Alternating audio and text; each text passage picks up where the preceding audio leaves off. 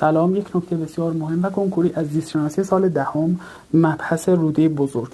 ببینید شما اینجا روده باریک رو در حال اتصال به روده کور یا همون ابتدای روده بزرگ میبینید. اینجا شما دو تا بنداره مهم میبینید که بسیار بنداره های مهمی هستن و حتما باید بشناسید این بنداره ها رو. بنداره‌ای که اینجا میبینید بنداره بین روده باریک و روده بزرگ هست. پس این بنداره که میشه بنداره انتهای روده باریک رو به روده بزرگ وصل میکنه و ما بهش میگیم بنداره اولواسکال. بنداره بعدی بنداره‌ای که ابتدای آپاندیس رو به روده کور وصل میکنه که کوچکتر از بنداره انتهای روده باریک است، پایین تر از بنداره انتهای روده باریک است و بنداره آپاندیس نسبت به بنداره انتهای روده باریک در تصویر در سمت چپ قرار داره. حتما به این نکته دقت کنید.